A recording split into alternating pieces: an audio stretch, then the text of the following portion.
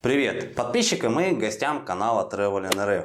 Меня зовут Алик. В июне нам удалось посетить Армению. И сегодня в рамках данного видео вы увидите невероятный античный храм в Гарне. Узнаете его историю. Не забудьте, пожалуйста, подписаться на мой канал.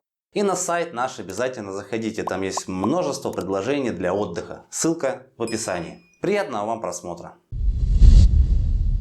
Храм в Гарне построен армянским царем Трдатом I в 1971 году, о чем свидетельствует обнаруженная в 1945 году в поселке Гарни надпись, сделанная на греческом языке. Гелиос, Трдат Великий, Великой Армении государь, когда властитель построил Агарак, царицы, и эту неприступную крепость в год 11 своего царствования. Сам историко-архитектурный комплекс Гарни находится рядом с одноименным современным поселком. Храм Гарни – единственный сохранившийся на территории Армении памятник, относящийся к эпохе язычества и эллинизма.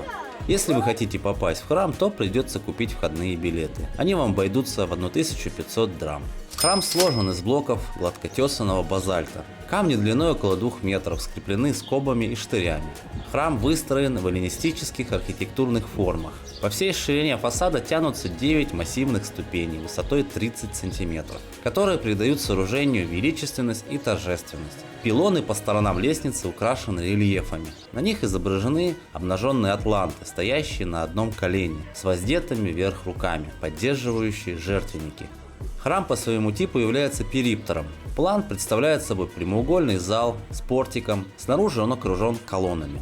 Детали храма, в отличие от единообразия, имеющего место в греко-римских сооружениях, разработаны с многообразием, присущим местному искусству. В орнаменты, наряду с многочисленными вариантами акантового листа, введены армянские мотивы: гранат, виноград, листья орешника, цветы. Резьба по базальту свидетельствует о первоклассной работе армянских мастеров.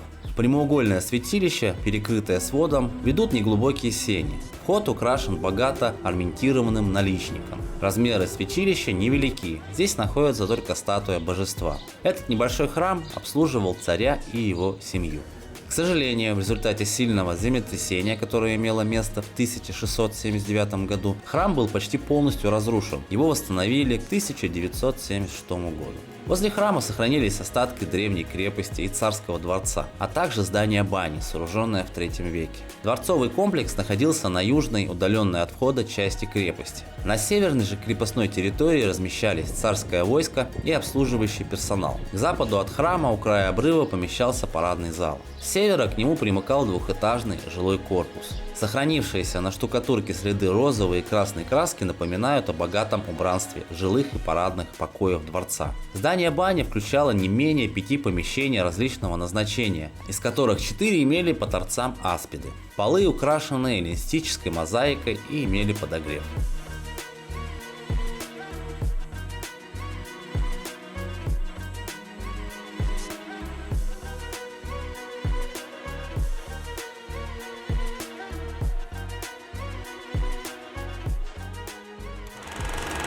В XIX веке развалины храма привлекли к себе внимание многочисленных ученых и путешественников. В 1834 году была предпринята попытка с приблизительной точностью сделать проект реконструкции храма.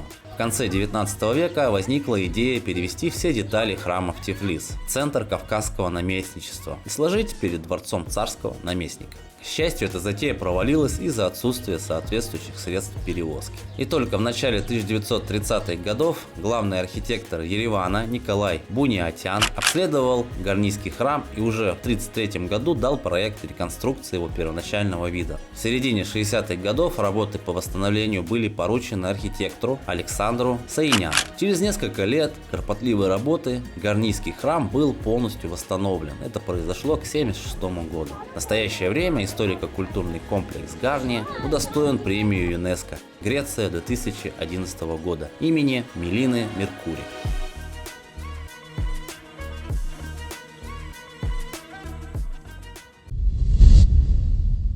Вторая достопримечательность, которую можно посетить в Гарни, это Симфония камней, природный объект в ущелье Гарни, вдоль которого протекает река Азар.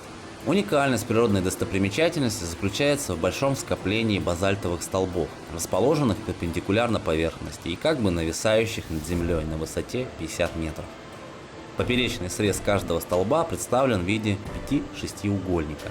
Столбы на удивление симметричны, некоторые из них достигают длины 200 метров. Аналогичными каменными образованиями могут похвастаться Исландия – это водопад Свартифос, США – это памятник природы Devil's Tower, Курилы – мыс Столбчатый, и Северная Ирландия со своим памятником под красивым названием Мостовая гигантов.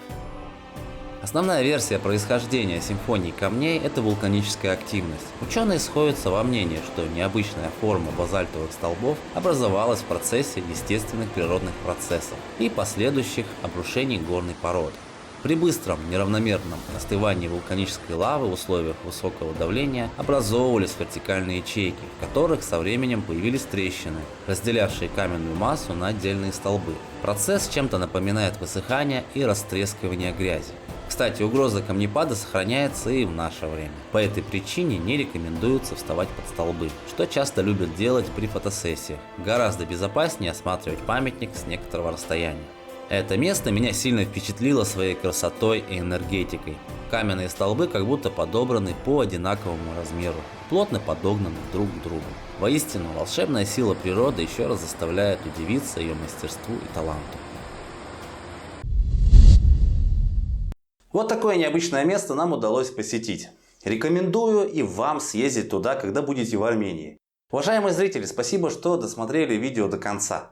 Если вы не подписаны на канал, то подписывайтесь. Поставьте лайк и включите колокольчик, чтобы не пропустить следующие видео на моем канале. Да, и напоследок хочу сказать, что компания Travel NRF организует туры в Армению, Грузию, по Краснодарскому краю и Кавказу, а также индивидуальные экскурсии на курортах Черного моря. Если вам интересно, ссылку сайта оставлю в описании. Также можете глянуть видео об Армении или Грузии. Всем удачи и пока!